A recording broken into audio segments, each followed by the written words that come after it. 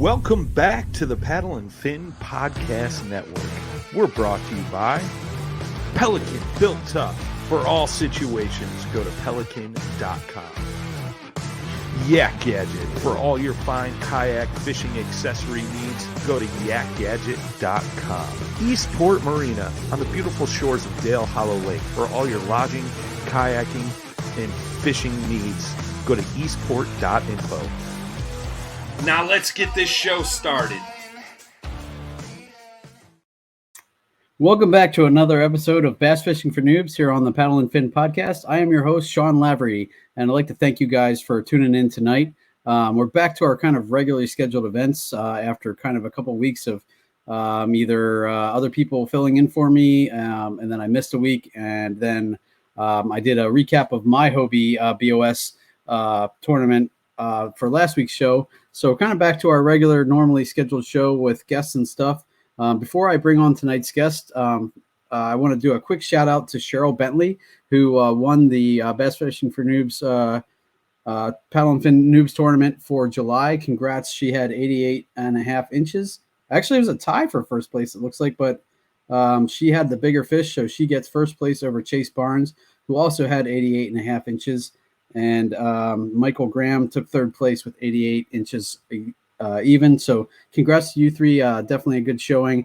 I tucked my tail and bow and shame to you guys because I didn't even put a fish on the board in July. Now, that didn't mean I didn't catch any fish. I just never had my Noobs identifier with me for the fish that I did catch. But I did make up for it. I'm already on the board for the August tournament. So you guys get out there and get on the water, and I'm going to do my best to put up a respectable month for August. So thanks again for everybody who's joining in on those, and for everybody's tuning into the Facebook group for that Noobs tournament as well, because there's lots of great conversations out there. All right, guys. Well, enough of the kind of getting caught up on the Noob stuff. I'd like to bring in tonight's special guest, Jake Harshman. Welcome back to the Noob Show, Jake. Hey, how you doing, man? Good. So how are you? Not too bad. Had a successful weekend, and I kind of expected to see a big check behind you, sitting somewhere. Yeah, my wife told me that I got to stop putting them up here because the dogs start chewing on them. So yeah, gotcha. Well, for the folks who don't know, Jake had a really good showing at the Hobie BOS here on the Susquehanna, the same tournament that I kind of floundered in. He actually did really good in. Took third place, correct? Yep. And third place out of 200 of the best anglers, well, and me, so 199, we'll say. we actually, at the end of the weekend, we actually only had 192 participants. I remember seeing that the last when I checked the numbers. So yeah, give or take, a few people, and still good. Good yeah. Tons of hammers too, like all the big names, most of the big names, but.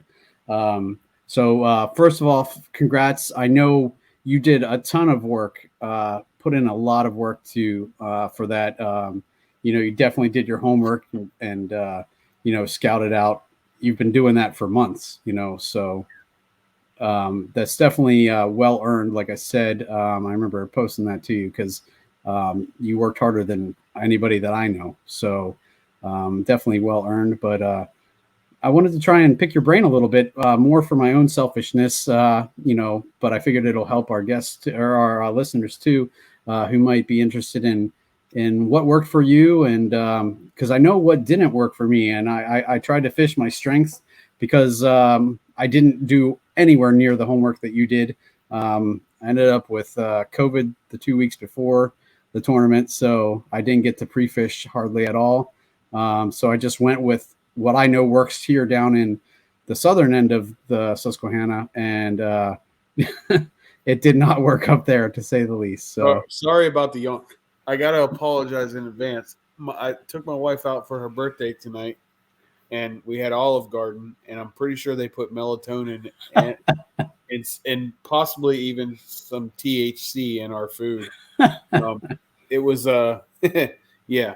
So I'm not yawning at you if I yawn. No problem. Well, wish her a happy birthday from us, and I thank you for taking the time on her birthday to come on with us. So I appreciate that.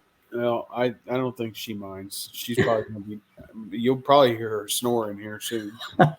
So, Well, if it makes you feel any better, I was supposed to meet with Brian Schiller, who's the head of Paddle and Fin, right before I got on with you, and he messaged me probably about a half an hour before that and said, "Hey, my wife wants to go out, so I'm going to go out with her. I'll talk to you afterwards." I'm like, "All right, man." So sounds like everybody's taking a night with the wife. So, but anyway, so one of the things that I wanted to ask you about was what the water that you fished, was it fast moving? yes. Okay. Absolutely. And that's what kind of most of the water that I fished was too, until I got down to City Island, which that was more like a pool, which was nice because I liked it because I could paddle really easy. I could pedal, which I didn't get to do much of in the fast moving stuff. I was going to ask you too, were you fishing out of the I-Trek, I think? I was. I fished out of the I-Trek all weekend up until about 1:30 p.m. on Sunday. Okay. Okay. I was curious how that. Oh, you put a hole. I knew that you had. Did you? I was going to ask you about that too. I saw you posted about dropping a fish on it and it punctured through the deck matting. So that's happened out of the handful of times that I've had it out. I would say about 75% of the time I've put holes in it, small fish fin holes. Okay. The hole that I put in it Sunday afternoon was it was a black widow. Oh man. I was actually, I couldn't even make it back to my launch, and I was floating downriver looking like a taco. So, kayak was kind of folding up, and I was just man. There was a lady standing on the bank where I took out at, and she's like, "Are you okay?" And I'm like, "I think so." Well, interesting. I mean, I was actually pretty much set that was going to be my next kayak, and then I saw that you were able to puncture it just with the fish fins, and I'm like, that's probably not. I mean, we you want to talk about that quick? A little bit, yeah, sure. Because I'm still curious. I want you to talk me back into wanting to get it. So I'm going to give you all of the positives of it first. Okay. And then I'm going to talk about the negatives, because I don't want to be overly negative about the platform, because it's still a really amazing platform. It just Hobie needs to do something with it to make it a fishing platform. In terms of it being a recreational platform, it's amazing. That little boat is so cool. It's so fast. It drafts like this much water. It's just a really awesome, stable, fast little platform that has a lot of upside. When you are only drafting that much water and you can pedal in that much water because you do the flutter kick thing, it really gives you an edge over most everybody else fishing around you right now, because our river is so low right now that it gives you a huge advantage. It's lightweight. You can literally take it and go wherever. I'll be honest with you. Both days I did some creative access points. They were legal, but they were creative. They were someplace that nobody else was going to go to unless they had that kind of boat. And I think that's one of the things that helped me have success, is that I was able to get away from everybody. I didn't have anybody fishing in my area until Sunday. And whenever they saw me, like, I guess they recognized who I was and they left the area. So, thankful for them. They didn't have to do that, but they did. But, having that ability to have a throw and go boat like that, to get real creative and use some real sketchy access points, places that you probably wouldn't want to take a big pro angler or any other kind of heavy boat. Well, I'll tell you where I took out of on Saturday evening or afternoon was a sketchy takeout, and I had my Outback and I barely drug it up the bank where I got out. I had to make like 5 trips because I emptied it out, and then I carried everything up to the top of the hill, and then I drug my kayak up, and I didn't know I was going to make it, because I would be willing to bet that you took out where I put in at with Jeff Little today, because we went out filming. Okay. If I had to guess, just based on what you've told me already, I think I put in where you took out at. Gotcha. And it's a little sketchy. There's only a limited amount of parking. You kind of got to go under a troll bridge to get there. Yeah. Yeah. Okay. Yeah. So, yeah. Yes. So, it's but having a boat like the I-Trek makes it incredibly easy to do. So now let's talk about the negative aspects of it, right? Okay. Yep. So for $2,900, I think is the retail. It doesn't come with a 180 drive. It only comes with the GT drive. That was another thing that really shocked me, and I didn't realize it at first until I heard you mention it in your video, and I'm like, what the heck? Yeah. So like you're paying a premium price for a boat, and you're not even getting like the most up-to-date technology. So there's that aspect of it. When Now that kind of doesn't, that point didn't bother me as much because I think my Mirage drive will fit in there. Yeah, So, if you have an Outback 180 drive with kick-up fins, it will fit. All the Hobie drives will fit except for the 360. Right. 360 So drive won't. that one didn't bother me as much because I knew I had a workaround, but it still kind of bummed me out that I paid less than that for my Outback, and I was like, and it's not. Me too. It bummed me out too whenever I got it and realized it was only a GT drive. So there's that aspect of it, but. So here's what Hobie did when you look at the I-11S, which was the previous model of this boat, and you compare it to the I-Trek 11, they decreased the weight like 20 pounds overall. Okay. Which is really great in theory, right? Okay, Mm-hmm. You made it lighter, you made it easier to use, like access and, even maneuverability. But where they decreased that weight is where I have a huge problem. Let's talk about what they did better. They made the seat a whole heck of a lot better. They're using the same seat that comes on the Lynx, same rudder that comes on the Lynx. It's that rudder and seat was a huge upgrade compared to the I-11S. Right. But they decreased weight in the amount of fabric, or not fabric, but material that they used in the hull. The Gotcha. I-11S was a 1,000 denier thickness, Mm-hmm. and the I-Trek 11 is a 500 denier thickness. Wow. They also decreased the thickness of the deck mat material. They made the deck mat more comfortable, but they decreased the thickness of it, which they made it they turned it from what was an amazing fishing platform to a truly recreational platform. I would not recommend this boat for somebody who intends to fish out of it, especially if they intend to fish out of in a shallow rocky river environment like we have, because the way I put a hole in my boat on Sunday afternoon was I literally ran up onto a rock, something that I would have done with a rotor motor boat, something that I would have done with, any other inflatable that was a 1,000 denier, and it wouldn't have been an issue. This rock was not like, it didn't have, like glass on it, or there wasn't metal sticking up or anything like that. It was just a rock. And I wedged up on it because I was in fast current. I wedged up on it to kind of, sit myself still. And whenever I came back off of it, I noticed that there was I was hearing like a fizz, and I kind of I knew that, okay, well, I'm sure that I had a fish that probably put another hole in the deck, and I'm looking all around on the deck and I can't see the hole or can't see where the fizz is coming from.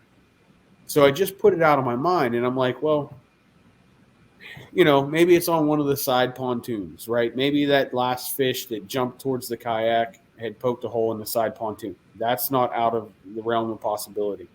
Right. But then I started to feel a little squishy. Like I was a little squishy in my seat. That's not a good feeling. this isn't good. So then I reached down and I poked one finger down on the deck of the boat, and I was able to make an indent in it.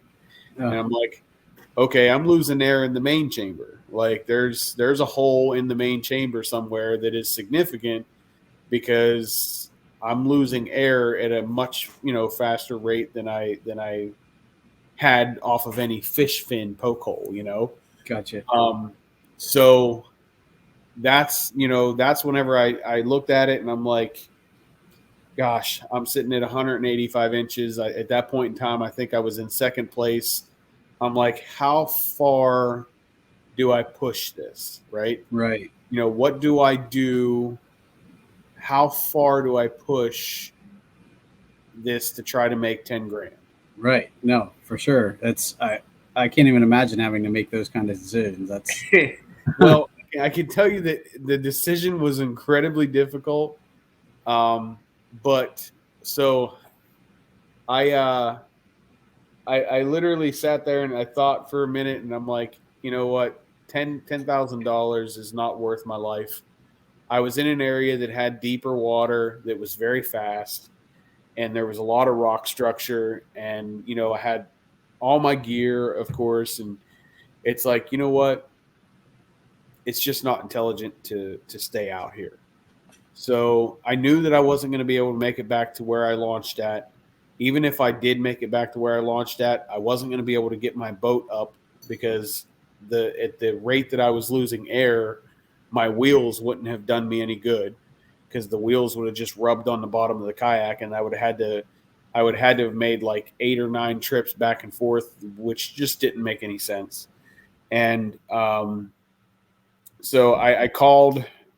Plus, I would have had to cross a really deep channel to get to where I launched at, and I didn't want to chance that in fast water because the other thing that was happening is that as I lost air, I lost maneuverability. The current basically had its way with me, when I started kind of sinking down into the middle of the boat. Right. And I was like, you know what, this is a safety issue. It's a safety concern. So I called the tournament director. I said, hey, Cody, I got to get off the water. I punctured my boat. I'm losing air at a very fast rate.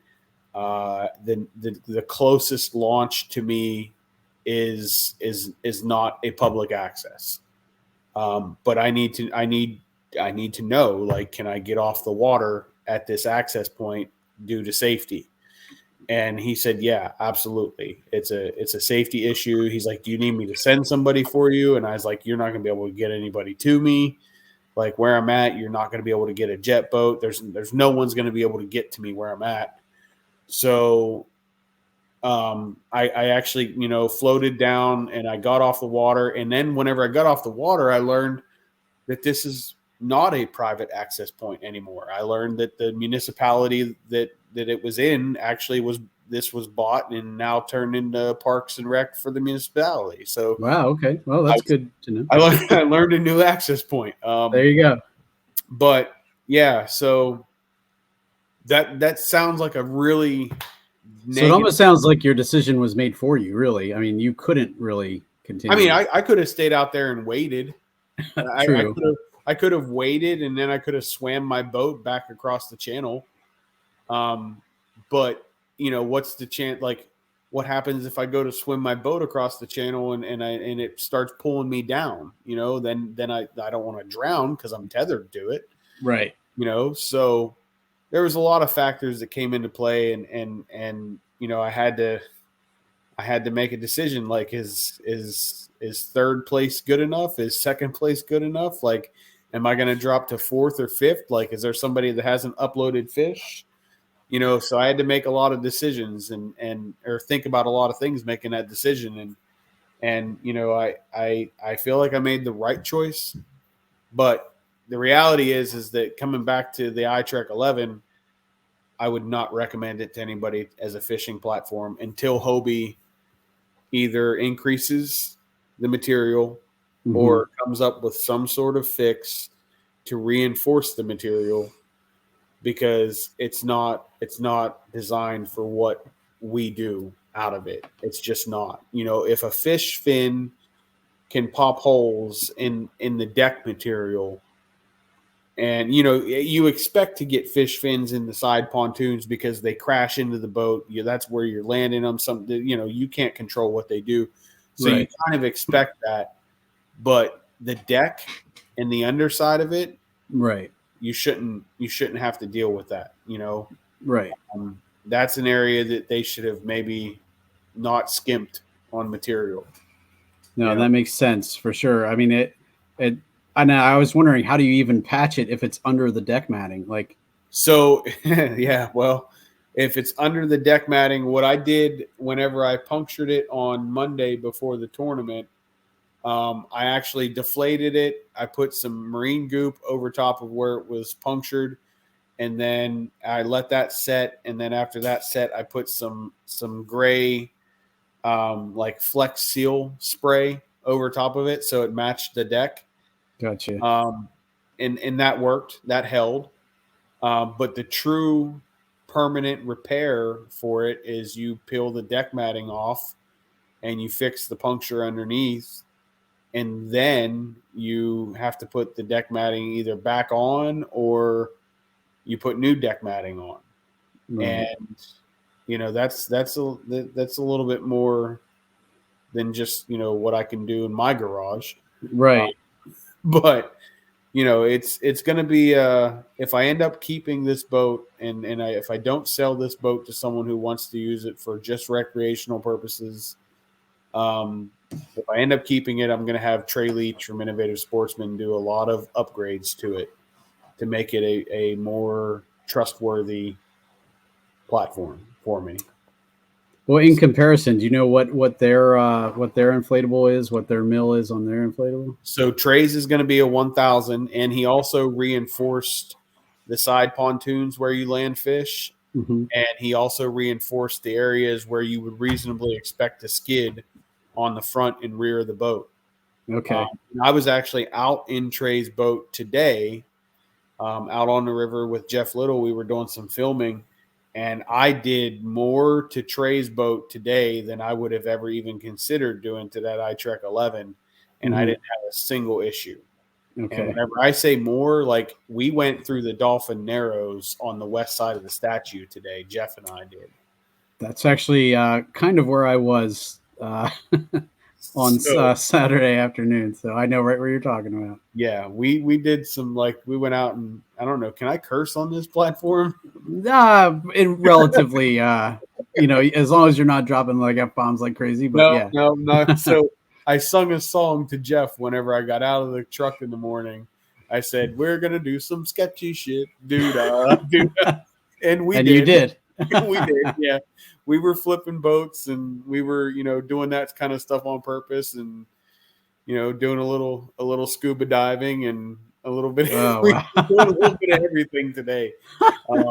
But yeah, you know, Trey's boat it's a fishing platform. It's designed to be, and it's designed for this river. So it's going to be a lot better of an option, but it's going to be a paddle boat unless you buy a motor for it. Right. So, no. So, okay. Well, I mean, I was when I first saw the links, I was like, oh, that's going to be my next boat. And then I saw what Rocks did to that. I'm like, okay, that's not going to work. Yeah. And then I saw the I-Trek 11. I'm like, okay, that's going to be my next boat. And now I don't think that would be my next boat. Honestly, man, I think the Outback is probably like the best all-around boat that there is. And that's why, I mean, it's done me. It hasn't done me wrong so far.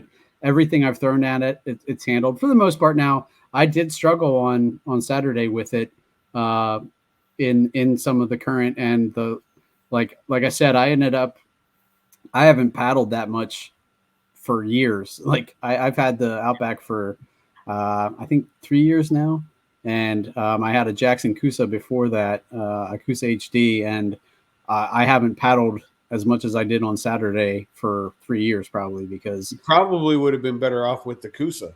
No, I wish I still had it, because that would have been a pretty good option. But unfortunately, my wife made me trade it when I got the Hobie, because I understand that. But and that's why I was kind of looking at the Shoallie too a little bit. Man, I got to talk to you about that because I was in it today. That was the other boat that we had out. So I started out in Jeff's boat today in the Innovative Sportsman boat, and it was, it belongs to Jeff. But so I started out in that and did a lot of stuff with it, and we did some motoring around and all that. But then what we wanted to do was we wanted to teach a rock broach on how to correctly do a rock broach because, Josh Evans hit a rock on Saturday and flipped his kayak and lost like $2,000 worth of gear. So the intent there was to teach the proper way to do it, right? Right. So you can't use the inflatable for that because the inflatable doesn't do the same thing as a rotomolded boat will do whenever you hit a rock. Right. You hit a rock with an inflatable and you bounce off of it, or you wedge on it. And the rotomolded boat doesn't have that kind of give. So it when you hit it, it automatically wants to do something different. So that's what we were doing with the Shoallie today. And I have never done an attainment like that Shoallie did today. I mean, I was paddling up a class 2 rapid, and I don't want to say I did it with ease, but it was easy. So that boat is specifically designed for that type of environment. And man, like I was so impressed with that little boat today for a river paddling boat. Like I was so impressed with it today because legit, like I was literally paddling up a class 2 rapid to redo this over and over. Because what we were doing was shooting down through a chute and then basically turning the boat sideways on purpose. Excuse me. Turning the boat sideways on purpose in order to hit this rock to recreate what Josh had experienced on Saturday. And we did it over and over and over and over. And, I don't know if you know, but for your listeners, when you hit a rock sideways, you lean into it, right? Yeah, you want to lean into the rock. The natural reaction is you want to lean away from it because you just hit something. Mm-hmm. The natural reaction is like, oh, God, I'm going to lean away. If you lean away, your boat is going to tilt up like this, and the water that's hitting it is going to cause it to fill up with water, and then you are going to flip. If you lean away from the rock, you are going to flip. So that's what we were teaching, was that lean into the rock aspect. And what it was, you come down through the chute, and then Jeff teaches. He taught paddling for years. Mm-hmm. He tells the student to look away from the rock. That way you don't know when you're going to hit it. That way you're kind of surprised. Like, you're going to hit it, but you're surprised when you hit it. Right. And then, that's what we kept doing today. That Shoallie performed well, very well. So anybody looking for a river paddling boat, that's the deal. Cool. But, all right. Well, that at least gives me an option to check out. I'm still hoping for something pedalable, but we'll see what's on the horizons. For sure.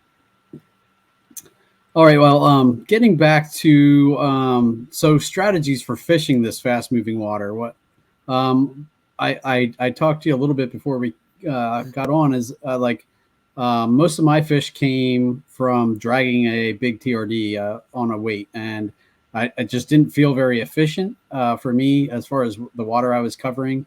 But just with how fast I was moving, I felt like if I anchored up, then I wasn't covering nearly enough water. And I kind of hate that kind of fishing. But when I wasn't anchored up, I was just drifting so fast and having to worry so much about all the rocks and stuff that I was constantly, I'd make a few casts and then pick up my paddle again and kind of adjust and then make a few casts. And it just didn't feel like I was being efficient with my casts. I wasn't being accurate with my casts. So I was curious, what kind of presentations worked for you, and then like how you just managed that aspect of it. So what I was doing was different, right? I was fishing faster water, but the water that I was fishing was deeper. Okay. So, I had on average, I had 3 to 6 feet of depth. Okay. So, what I was doing, it can't really be recreated in the shallow, fast water. Okay. The reason why you hear a lot of people talking about the topwater bite kind of falling off after the morning was because those fish in the morning were up in that shallow water. They were up there, they were eating, they were in that fast, shallow water because it's cool, has more oxygen, and there's a constant conveyor belt of food. Mm-hmm. They were there early in the mornings feeding. But after that sun got high, those fish, they have to go a little bit deeper. They have to find some deep water because if they don't find deep water, they're susceptible to birds. Mm-hmm. There's a lot of birds of prey around, on this river. There's eagles, there's all kinds, there's hawks, there's Commodore things. Like there's all kinds of birds that will attack these fish if they can see them. If they're in shallow, fast water and it's clear and it's bright and sunny, they are 100% susceptible to being caught by a bird, right? And I've seen that happen a lot. I remember times where I'm struggling fishing and there's an eagle that's just picking them out. I'm like, dude, share the love here a little bit, man. Right? Yeah, those eagles are really good. They can see a fish from a long ways up, and then they just dive bomb on them and grab them. But so that's why I think that people were still trying to fish that faster water, that shallow, faster water in the morning or past the morning, and they just, my topwater bite died off. Mm-hmm. No, it's not that your topwater bite died off. You just weren't necessarily maybe fishing the right area. Because if you look at what Nolan Miner did, he basically fished topwater almost all day. What he was doing in the morning was throwing a chopo or a whopper plopper Mm-hmm. and getting them out in that more, 2-3 foot range. But then as the day got sun got up and the day got longer and sun was overhead, he switched up to like a very finesse topwater presentation. Mm-hmm. Something that didn't make a lot of noise, something that didn't move a lot. And, he was fishing a bug pattern, right? So, Mm-hmm. and that's kind of the stuff that they were feeding on, whether it be cicadas or spotted lanternflies or, grasshoppers or blue dragonflies is another one. Mm-hmm. He started fishing that pattern because that's what they were keying in on, and they would come a long ways away from it.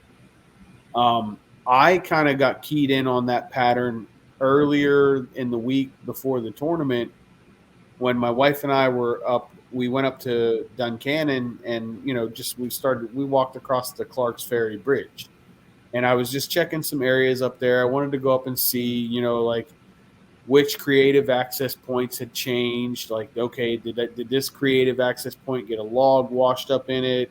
Did the bank get washed away from last year? Like, I just wanted to see what had changed. And we walked across the bridge, and I could see some smallmouth that were like sitting way, way, way up in the water column. Like they were not on the bottom, so they were easy to pick Mm-hmm. out. And I said to her, I said, watch this. And I picked up a couple pebbles and I threw it out over the bridge pier and I watched it land. And as soon as that pebble hit the water, those fish were just right on it. Like they were just looking for it. They came over and they're, doing this number, looking up to see what had landed, which to me told me, okay, they're keying in on bugs. They're looking up, yeah. If something is landing on the water and breaking the surface of the water, they were coming to it to find out what it was. And, I knew at that point in time, it's like, okay, well, this tournament's going to be a finesse topwater deal. It's not going to be a big whopper plopper. You're like, yeah, you'll catch a couple fish on that in the morning, but Right. that's not going to be the main presentation. Knowing that, understanding that the river was going to get a ton of pressure that week, 192 anglers coming to pre-fish, a lot of people out on the river floating through clear, shallow water, making a lot of noise. I knew that it was going to be a very difficult tournament to catch fish if you weren't stealthy. And it's really hard to be stealthy when 20, 30 people are floating through where you're fishing. Yes. Right? Mm-hmm. So I changed my plan of action almost immediately.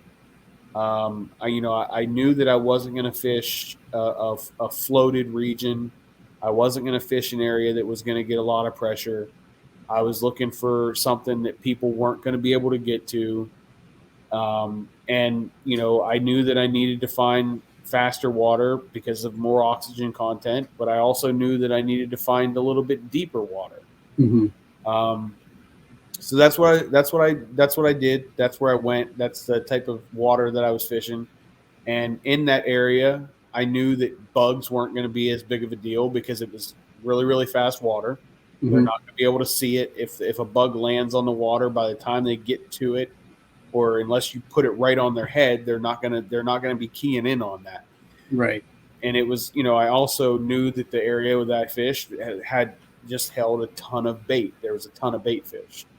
So for me, both Saturday and Sunday, I was on 100% of a shad pattern. I was throwing a spinner bait, and I was throwing. I barely threw any topwater. I think I caught 2 keeper fish all weekend on a topwater. But I was working my spinnerbait like topwater. My blades were fluttering out of the top of the water, almost like a buzzbait kind of. Very, very similar to a buzzbait, but I think the spinnerbait provides a little bit better hookup ratio than the buzzbait does because where the hook placement's at, right, compared to where the blades are at. So I was fishing the spinnerbait, and then when I was switching up to give them just a different look, I was throwing one of those Fahm sushis. Fahm Lures is a local bait maker here in Harrisburg, and he makes a real tiny little shad imitator that is like 4 inches long. I think it's a half ounce, but it's designed to be burned. It's a jointed bait. There's like 3 joints in it, so whenever it swims, it's like it's like a little S when it's swimming. It just comes at you in a little S. And that caught me a couple keeper fish. It caught me. There was at least one 19-inch fish that I caught on that bait, but that was my follow up to it, to the spinner bait. The spinner bait was working. Mm-hmm. The only time I was coming back through with that Fahm bait was literally hitting it. Like maybe I throw the spinner bait and didn't get bit, so I throw the Fahm bait. But probably 90% of my fish were caught on that spinner bait, and it was a 3/8 ounce. It's made by Battle Baits. I believe they're in Indiana or something like that, but it has a real light wire, and it was just basically a shad pattern. It was a kind of creamish white color with a little bit of blue tint in it that matches our bait fish really good. And just the other key thing, I guess, too, that I should note is the double willow blades. It couldn't be no Colorado blades or anything like that. If you threw Colorado, you weren't going to catch them. I was going to say that's what I actually threw. I caught one fish on a black spinnerbait with Colorado blades, and that was the only spinnerbait fish I caught. So the Colorado blades was not the deal. They wanted the willow blades are shaped like a shad, right? Mm-hmm. They literally are shaped like a shad. If I did not throw a willow blade, I would not have gotten bit. I'm confident. I might have caught a couple dumb small ones that were just like, oh, I'm going to eat that. But I do not think that I would have had the weekend that I had if I would have been throwing any kind of Colorado blade. Gotcha. But yeah, I mean, that's what worked for me. I know up north, if you were throwing anything that looked like a cicada or a dragonfly or now what I'm curious, what matches a dragonfly? Like I saw so many dragonflies, and I remember joking with the guys that I was floating with before, especially when I got anywhere near grass, it seemed like I'd be covered, my whole kayak would be covered in dragonflies. Yeah. So there's a couple lures. You really kind of have to look in like almost in like the fly section. You know what I mean? Yeah. There's a few of those out that would work really well, but I know the one that Nolan was using was the Evergreen Gizmo. Okay. It's like a 1/10 ounce floating jig, and it literally looks exactly like those dragonflies. It's shaped like them. Okay. You got something in green or black. Maybe dip the tentacles in some blue. It would probably help because most of our dragonflies have got a blue tint to them right now. Yep. That's you really kind of have to look, man. It's like in like the specialty bait sections of tackle shops. It's not something that a lot of people use. It's not something that a lot of people throw. But until those dragonflies go away, that's going to be the juice. Right. No, that makes sense. And I was asking that more because I see that down here, kind of in the York area where I fish a lot, because we have a lot of grass right now. And I was, kind of just shooing away the dragonflies because they land on anything they can to get out of the water. So, yeah, because if they land on the water, they get ate. Right. So like if a dragonfly lands on your kayak and then another one lands and then another one lands, start throwing something that looks like a dragonfly, because I promise you they're landing there. They don't want to come near you. Right.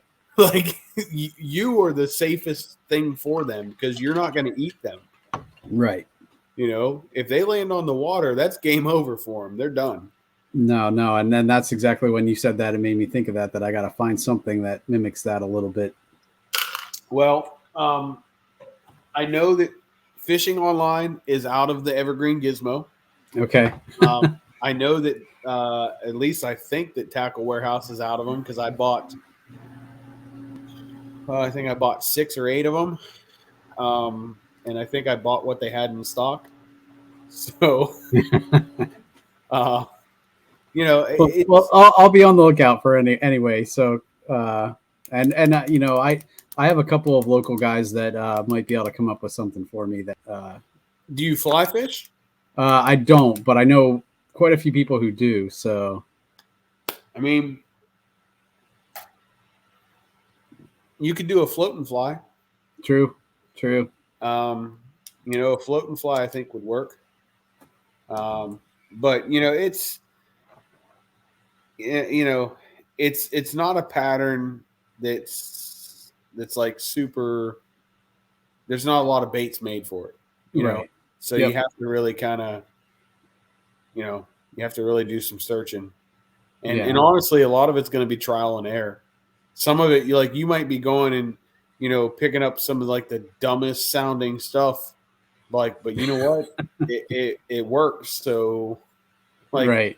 You're gonna have to throw it on light tackle, and you're gonna have to throw it with light line, and understanding that if you're throwing it on light tackle and light line, you need to have light equipment.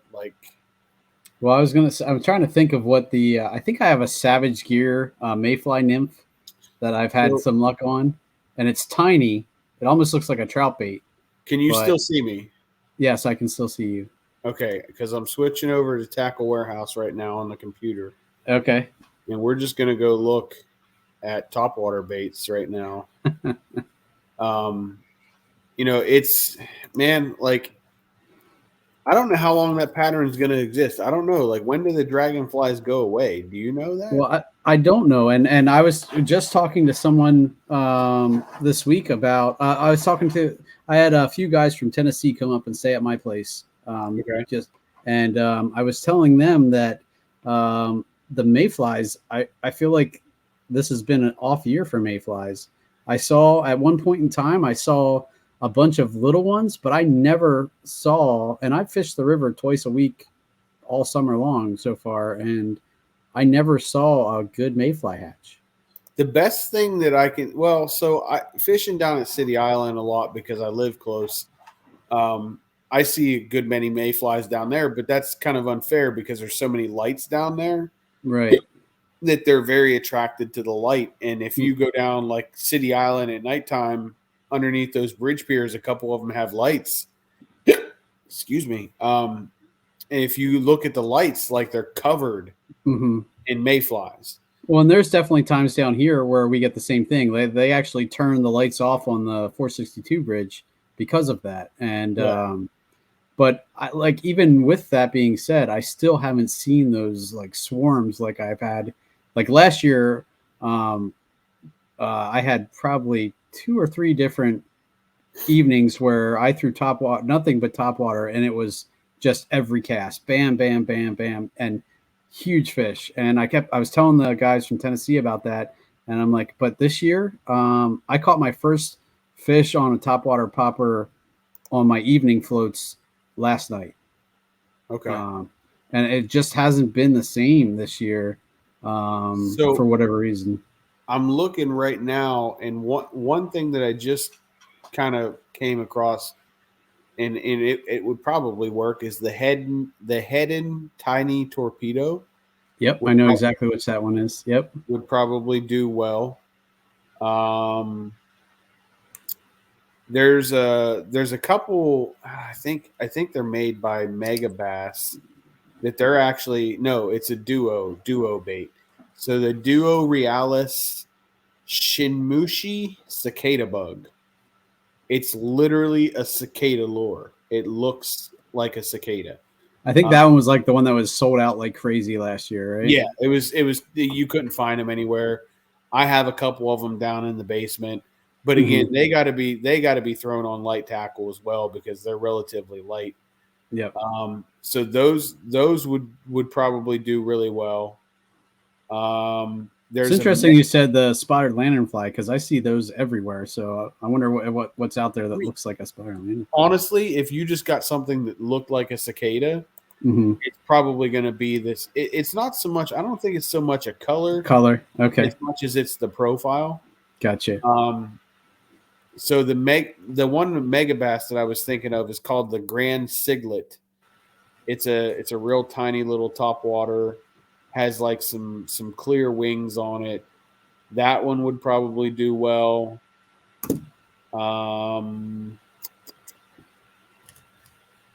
Outside of that, you're looking at like specialty fly lures, But then like again, you have to find a way like, okay, how am I going to throw this with to get it far enough away to to attack these fish in real shallow or clear water. You have to consider that too. So the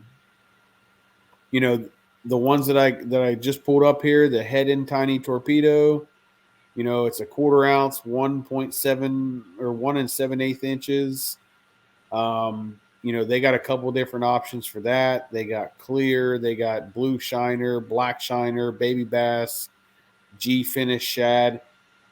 I mean, I personally don't think you need anything other than like a black or a green belly.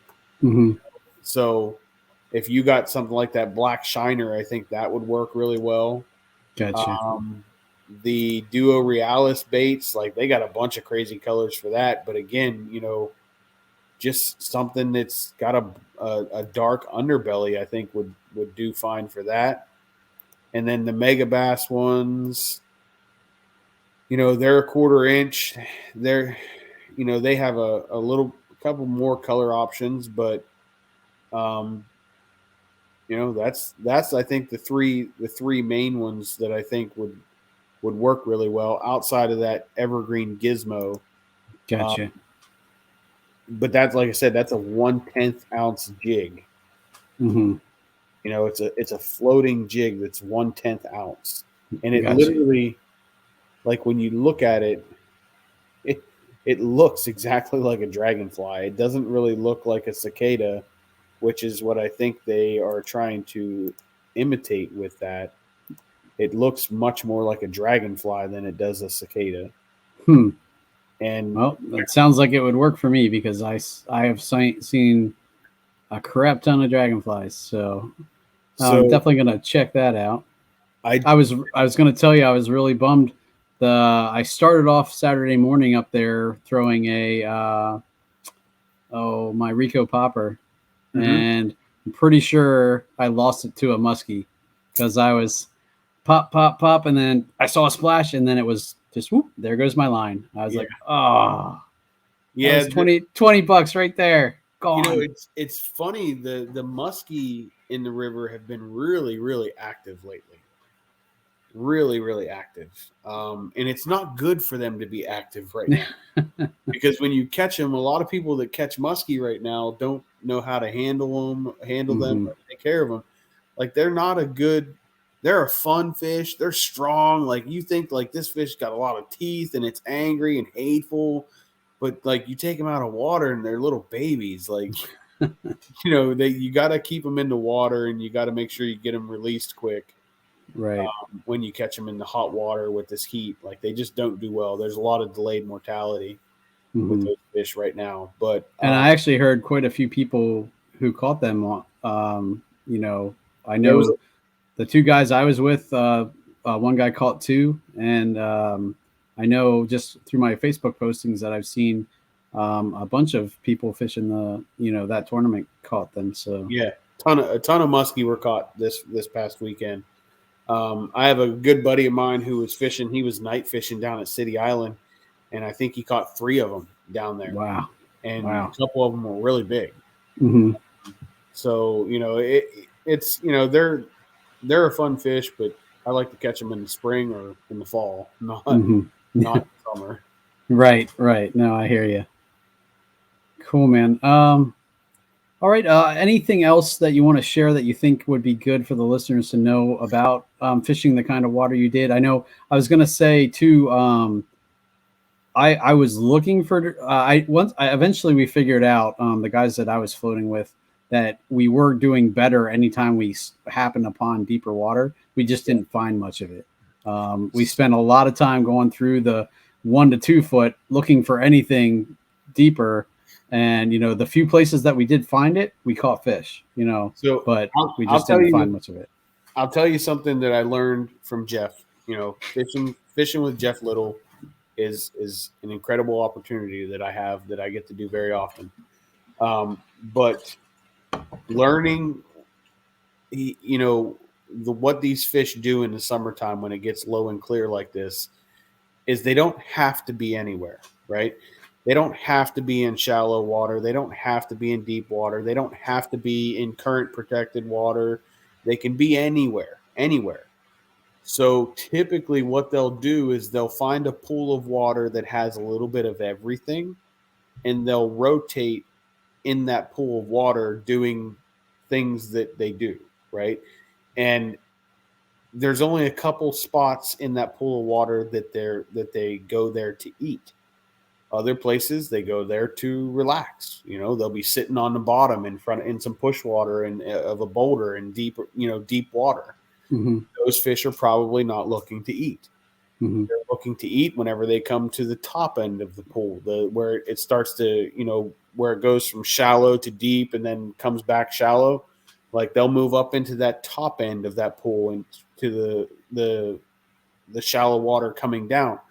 And that's where they'll be ready to eat. The best advice I can give to people when it's low and clear and you find a deep pool of water is just sit there and wait, and then pay attention while you're waiting. Like don't just sit there and wait aimlessly. Sit there and watch.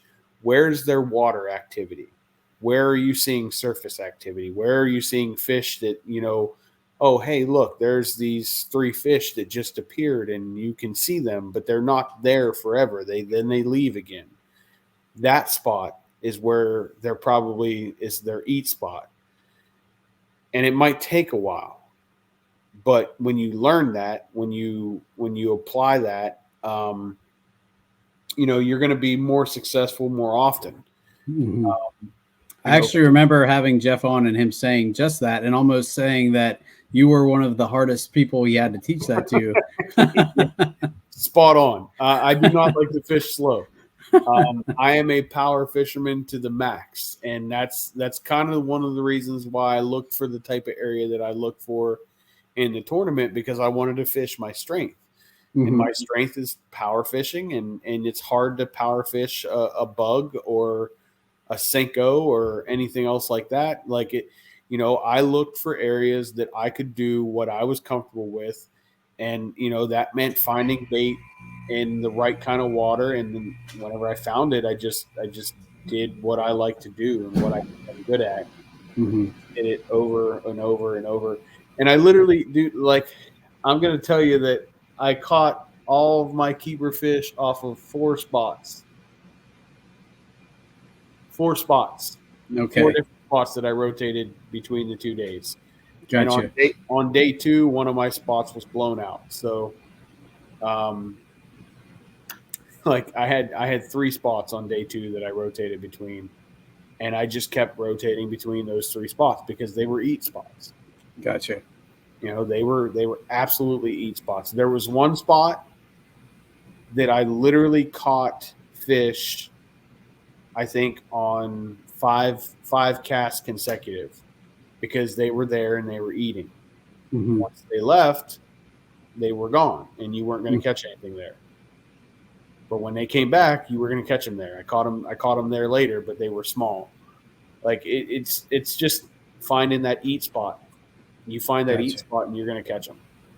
Well, I know we made the mistake of thinking where some of the spots that we were going to wouldn't have people. I saw people everywhere I went, and just people upon people. It was like I kind of started fishing a lot slower. I kind of slowed down, and it was like a highway going past me. You know, just one person after the next, just coming down through. So I'm gonna elaborate a little bit to where I was right now, and I'm gonna say that, you know, the northern sections of this river, from Sunbury to, you know, Fort Hunter, honestly, from Sunbury to Harrisburg, got beat to death. I mean, beat to death. I could not believe the amount of people I saw go past me. I remember when we put in on Saturday morning, we're like, oh, look, you know, nobody's at this launch. You know, maybe we picked a good spot. Maybe we'll have the river to ourselves. No, we started seeing headlights up the shore, headlamps, and I was like, there's people up there. And then as soon as like it was go time, it was like a parade. Just yeah, and you know, that's a tough deal, and that's why I opted to go south. Gotcha. You know, I was almost damn near at the boundary. Okay. And that's funny because I drove past that every day. Yeah. There's good fish all up and down this river. Mm-hmm. There's not a stretch of this river that I don't think that a tournament could be won in. I think the daggone tournament could be won on largemouth if you got the right guy flipping grass down in Goldsboro. Yep. You know, so there's not a location that was within the Hobie BOS boundaries that was bad. This fish has good fish, or this river has good fish in it, all up and down it, and it can be won at any stretch. You know, to be honest with you, you know what Nolan and Ewing both did was pretty daggone amazing, putting up that quality limits out of the, you know, similar spots 2 days in a row. If you look at all the tournaments that had recently happened on the Susquehanna and Juniata, you know, it's been that 91 to 93 inches have won all the one-day tournaments. Right. Well, you know, they did that 2 days in a row. Mm-hmm. So, you know, having 185 inches, I thought 185 inches would win. Like, I thought 185 would win, but I just didn't calculate in the fact that, you know, Nolan and Ewing are just that good. Like, you know, so that to put up back-to-back days of that is pretty crazy. Yeah. It's, you know, what they did was pretty special. You know, I actually talked to Nolan about that last night and congratulated him, and, you know, told him, like, man, what you did was impressive. This river's it's good for, in the summertime, it's good for the 90 to 93 inches every day. You know, when there's a tournament, but most people can't do it 2 days in a row. Right. So. Right. All right, man. Well, we are getting on near an hour, so I wanted to give you a chance to just shout out any sponsors that you have, and just let folks know where they can find you. I know your YouTube channel, I'm sure, got about 80 gazillion hits come before this tournament started. Yeah, but I had a lot of views before the tournament. The YouTube channel, just search Jake Harshman, and that, that'll come up. As far as social media goes, it's Instagram and mostly that's it. pa.kayakbassin on Instagram. Sponsors wise, I'm with Torqeedo, been with them for a few years now. Love them to death. They take good care of me.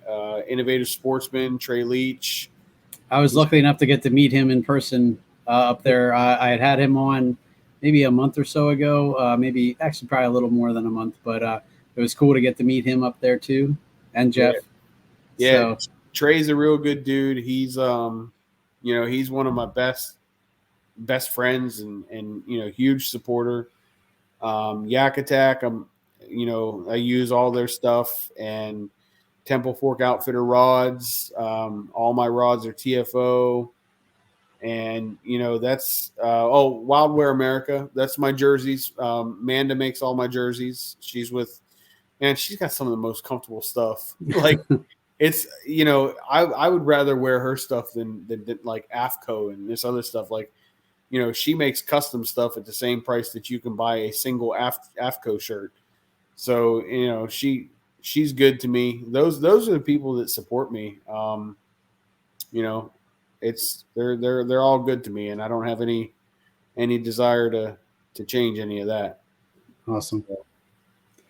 All right, man. Well, again, thanks so much for coming on, especially on your wife's birthday. Tell her we said happy birthday, and I'll let you go let that dinner settle. And I'm going to be asleep here in like 5 minutes.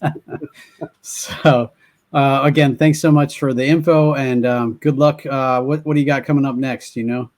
Well, I think I have an MAKBF tournament in Virginia. And then in September, we got another tournament on the river with MAKBF. It's going to be in the Goldsboro to Harrisburg, but nothing above the 83 bridge. Gotcha. And a couple DPS events that I may or may not be able to fish because of work scheduling. But and then, of course, the TOC. Oh, and the native event, the October 8th Big Bass Power Hour. That's going to be fun. That's MLF format. They're paying out big bass every hour. Oh, that's right. I do remember hearing about that. Now that you said that one's going to be fun. And I think the entry fee is only like $100 or something like that. Mm-hmm. But it's, I think if they get over 100 anglers, it's going to be $1,000 every hour. Yeah. I remember hearing that and I was like, holy cow. Yeah. And that really is kind of a, you can, walk away easily. All it takes is one fish. Yeah. I mean, imagine if you won multiple hours. Yeah. Holy cow. So, that would be you might catch 2 fish all day, but if they're both 20-inch fish, don't catch them in the same hour. So, all right, man. Well, thanks again so much for coming on, and, looking forward to having you on again, and we'll pick your brain some more. So I appreciate it. Man. Every time. You got tons of good information. Yeah, no problem, man. All right, guys. Well, thanks for tuning in. This has been the Bass Fishing for Noobs, where we bring you the techniques, the tricks, and the tips to help you rip more lips. You guys have a good night. Thanks for tuning in to another killer episode here on Paddle and Fin. Be sure to drop a 5-star rating, a thumbs up, or smash that subscribe button on any platform you're listening in on. Be sure to check us out on Waypoint TV, waypointtv.com. Make sure you sign up for the Fantasy Kayak Fishing League at paddleandfin.com/fantasy. You can support this show through Patreon, patreon.com/paddleandfin. Don't forget to check out the website, paddleandfin.com. Catch us on YouTube. If you got a question, comment, or want to see a future guest on the show, be sure to email us at paddleandfin@gmail.com. Shout out to our show supporters, Yak Gadget. You can check out all the fine kayak accessories at yakgadget.com. Pelican Professional. For all your cases, coolers, and lighting needs, go to pelican.com. Rocktown Adventures. your Midwest premier paddle sports destination, go to rocktownadventures.com. Eastport Marina, the beautiful destination on Dale Hollow Lake. If you're looking for lodging, kayaks, kayak accessories, or anything fishing related on the beautiful Dale Hollow Lake, go to eastport.info. And Jigmasters Jigs. When in doubt, get the jig out. Go to jigmasters.com and fill your tackle boxes today.